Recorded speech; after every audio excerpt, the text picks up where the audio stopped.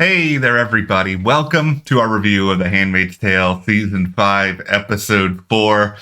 Luke, my guy, you and June, look at you guys. You're starting to be on the same page here, which means that who knows what you're going to be up to next. Yeah, it's nice to see these two on the same page with some of this stuff. And I don't think that Luke has never felt this way, where he was just kind of like, I want to kill everybody. But I mean, he's in a very different spot than where June is and what June has gone through. He hasn't. Luke is my guy in this episode, I think more so than any other point, because there are the people who go out there and are rebels and in your face, and then there is the guy who tries to shut down SERENA for building code violations. That is my kind of guy. That is the level of authority that I would be able to do. I ain't good for those confrontations in the street. I'm really curious who's gonna end up actually killing SERENA, if anyone actually does. Now, I know that this is a TV show and they probably want to have some sort of moment for June where she gets to do that, but she did already get to do that with Fred. Is this going to be a show that then is going to be like, June gets everything she wants exactly how she wants it? Or is this something that where, she really wants this, but someone else is going to take that from her? It's going to be interesting to see how that goes. So before we go any further here, be sure to go ahead and hit that subscribe button. I am Matt. This is Jess. We are here after every episode talking about what is becoming an increasingly great season. It's not that it started off not great, but I just feel like we are getting stronger and stronger as this goes along, which of course makes me very, very happy. Yeah, especially since when we first all started this show, we were deep in Gilead and learning about that life and what everyone was going through there. And then last season, they moved a lot of our main characters to Canada. And then it was kind of like, okay, well, where do they go from here? Like, where's sort of the story going from here? And this season, they really found a stride with that, with bringing SERENA up to Toronto. And she's sort of this ambassador for Gilead to sort of get the word out, recruit people, that sort of feeling with it. And the idea of this society sort of spreading out into other countries and other societies. SERENA remains terrifying in what she's able to do, despite how many limitations that really get thrown her way. She's already basically been like, okay, you know what? As upset as I may be that you guys in Gilead are making me just be up here, you're not letting me really be a part of the society, I'm still going to find a way to get power, even if that means sending out invites to other dignitaries, be talked down to by the commanders. It doesn't matter. I'm going to find my influence here. And I'm still kind of curious if we're going to be set up here for, I don't want to call it the Republic of SERENA, but it's just sort of like she's Gilead, but she's Gilead adjacent. And I don't think their interests are always going to align. No. And I mean, the commanders did put the kibosh on some of this stuff here, where she tried to send that out and they were like, nah. And, they're going to be able to have some influence still, but this was my beef with the last episode. And this is my beef with this episode, which is that the men of Gilead are about control over the women of Gilead. They've got them in different groups. They have them all color coordinated. It's if you step out of line, they shift you from one thing to another. We had Esther was an unruly wife. Now she's a handmaid. Emily's being unruly as a handmaid, send her to the colonies to die, sort of thing. They're never going to just be like, we don't have use for you anymore. So here's freedom. Here's freedom of speech. Here's a soapbox. Here's, an embassy. Here's all this stuff for you because we're that generous as sort of the male society. That's not the society that they've put together. And because SERENA is very headstrong and they haven't been able to really get as much control over her as they want, I've been really surprised that they didn't just send her to the colonies to die, because that's what they do when they're done with the women that can no longer provide any of these other services that they're forcing everyone to provide. Originally, I was surprised that they decided not to make her a handmaid. I know I've been talking to some of you guys about that, where some have said, oh, she's too old to be a handmaid. And I just want to remind everybody that the actress that plays June and the actress that plays Serena are the exact same age, and that it's not really about fertility. That's the lie that the men are putting out there, that it's like, oh, there's fertility issues, so we got to bring these other ladies in and they're going to help us, sort of thing.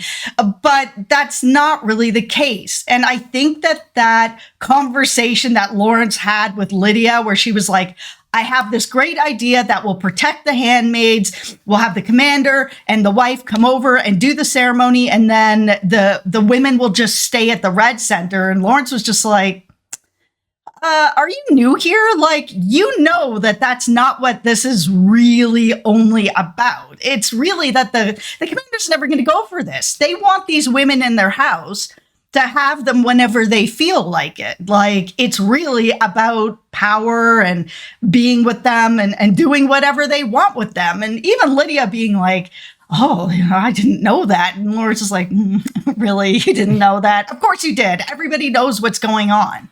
This is why I want to have a big Commander Lawrence discussion here, because I feel like he is really, when we want to talk about Gilead adjacent people, I think he's really number one on the list. Like, I agree with you that there is a big beef to be had with Serena not being shipped to the colonies, not being a handmaid, not being any of these other things. The only way I've been able to sort of not justify, but sort of reconcile it in my head is I just think about Commander Lawrence and who he is and how he is sort of perceiving this world right now. This is somebody who is not in any hurry to get remarried. This is someone who's not really following every single rule when it comes to Gilead. I think he is seeing a bigger picture. Exactly what that is, the show has never done a great job making that clear, but even in his discussion with Aunt Lydia, when she, brings this idea to him of not having the handmaids, live with the commanders, and, you went into his response,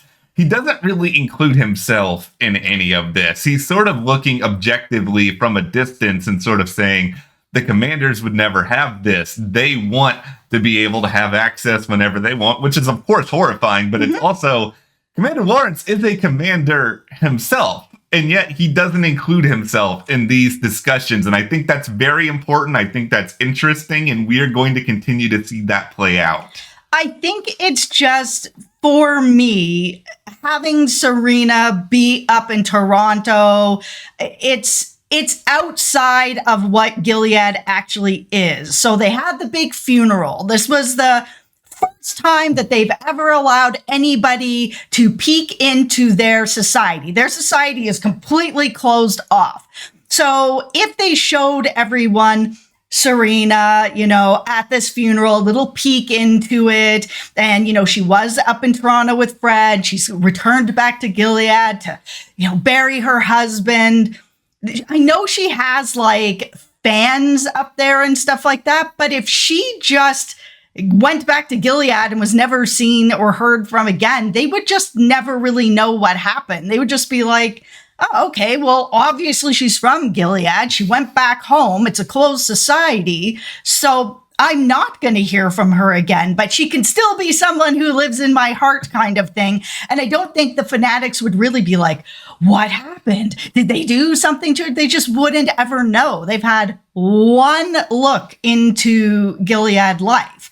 And for the men to keep control over Serena, it made more sense to keep her there and to continue to film things and get it out on the news. News would eat that up in a second. They ate up that funeral. They finally have a look into Gilead. So they could have continued to control the narrative, use Serena and her miracle baby, which is not really a miracle here.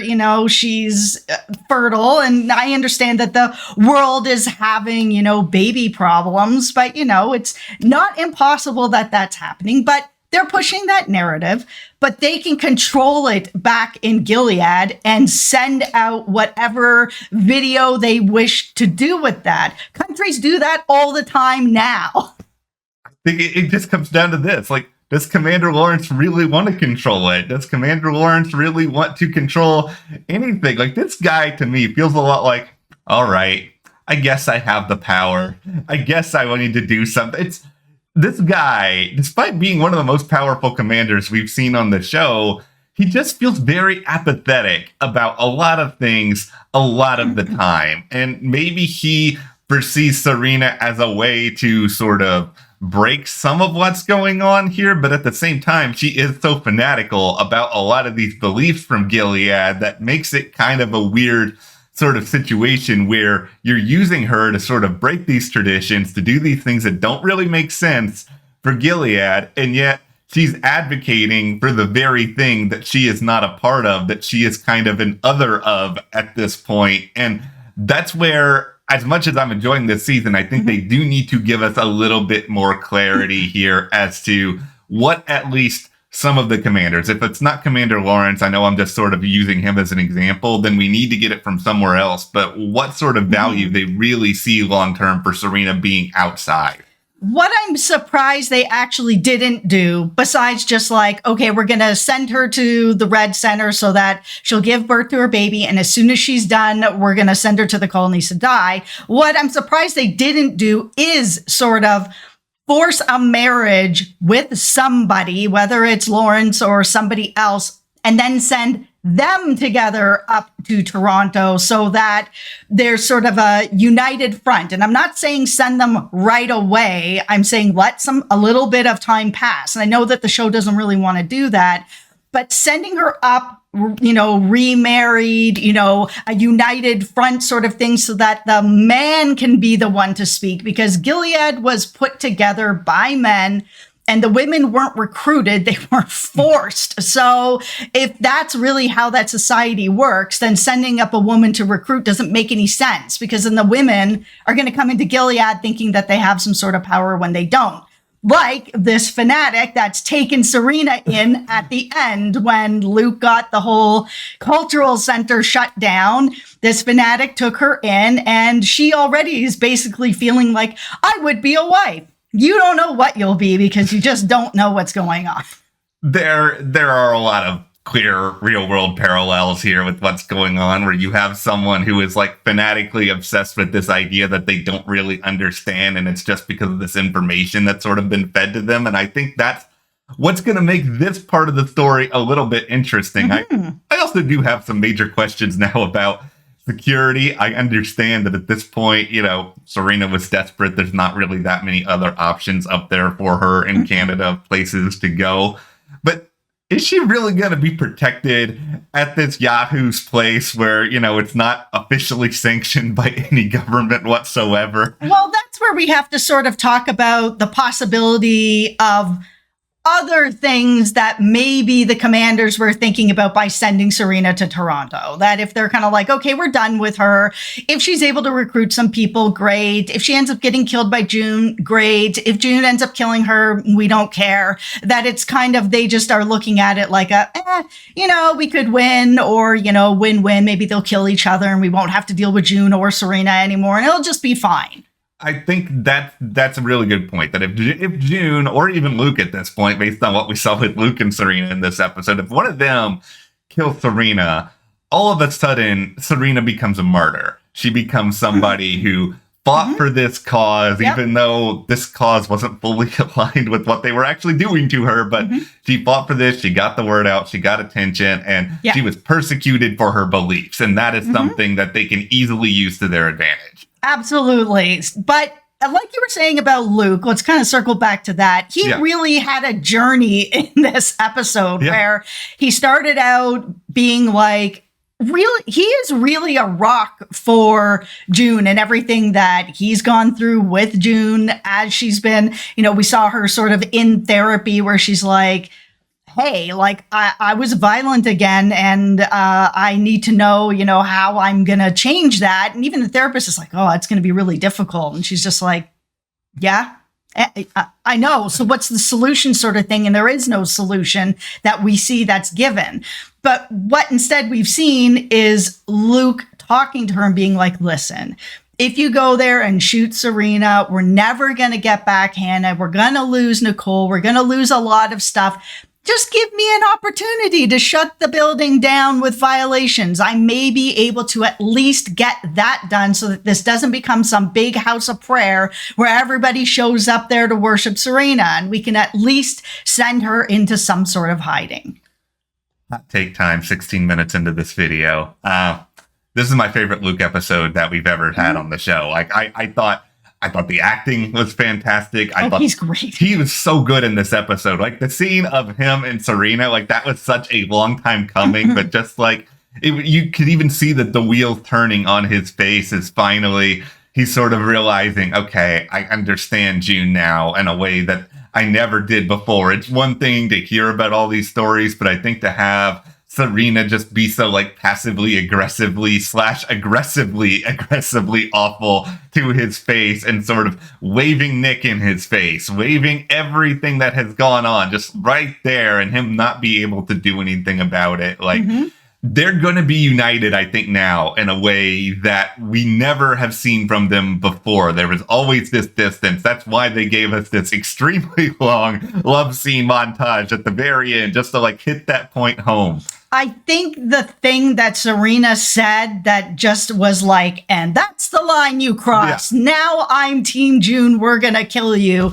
was when she basically was like, you didn't do anything. You never even returned to Gilead to try to get your daughter, to try to get your wife. You didn't do anything. Your wife did everything, and you did nothing. You just basically hid up here in Canada. So well done, Luke. I think that was the moment that he was like, all right, I didn't do anything. You're going to see what I'm going to do now. Yeah, and he is really, really smart. Like, he is somebody who is resourceful. Him and June, they are both kind of good at different things. So I think they can each now realize, all right, if we're together, we can sort of take these two advantages each of us have, sort of mold them.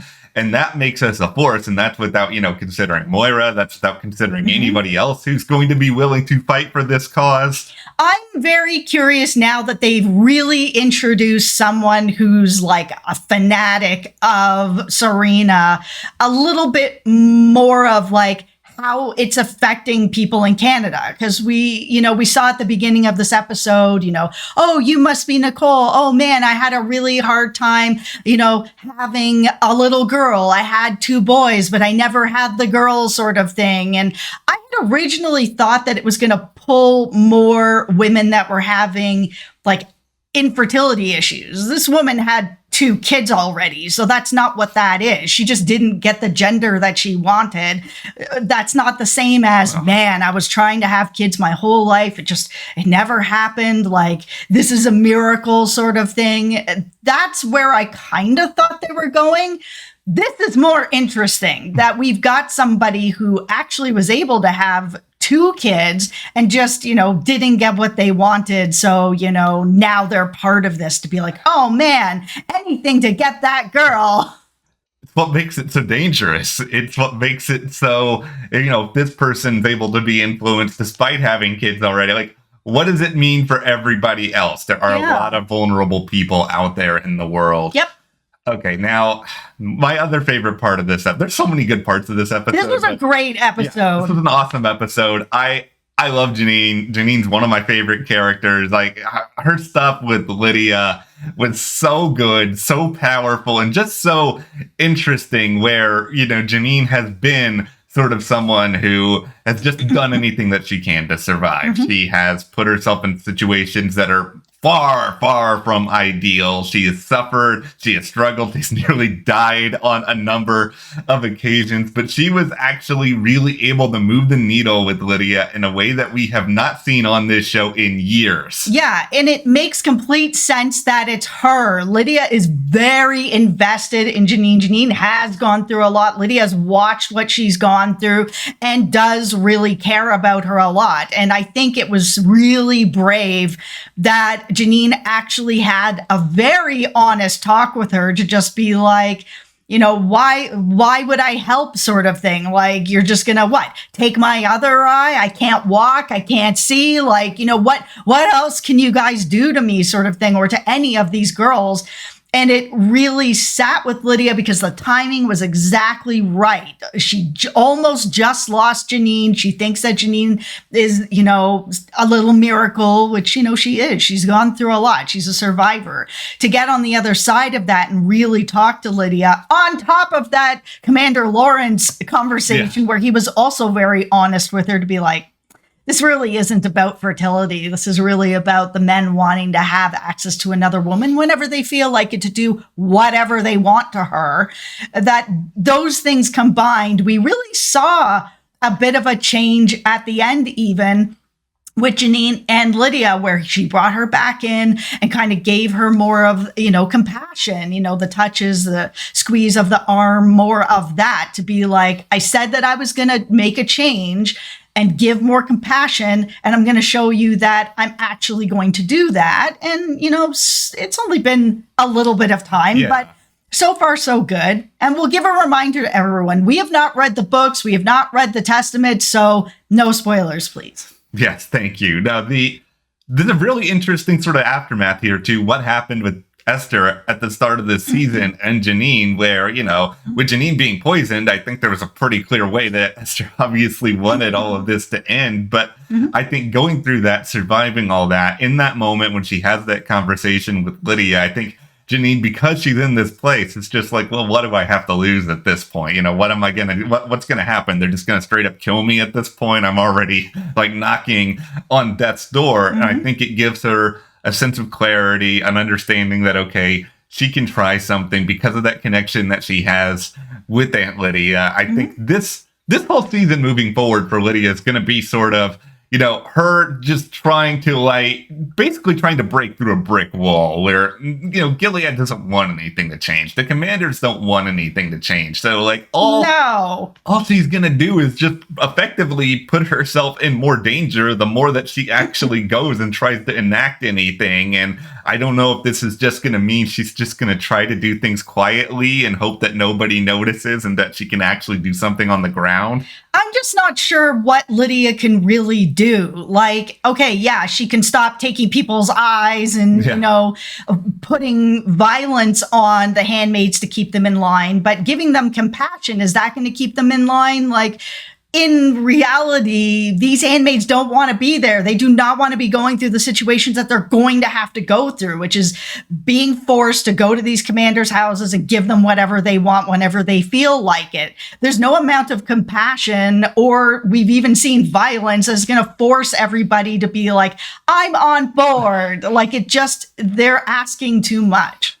Yeah, I just can't keep going back to, I wish this was the week where they gave us 2 episodes, because it's just like, I was so on board with everything that they did in this episode. Stories are really starting to come together. I still don't have any idea how Lydia and, everything that's going on down there with Janine is going to factor into everything with June, but we're still early on.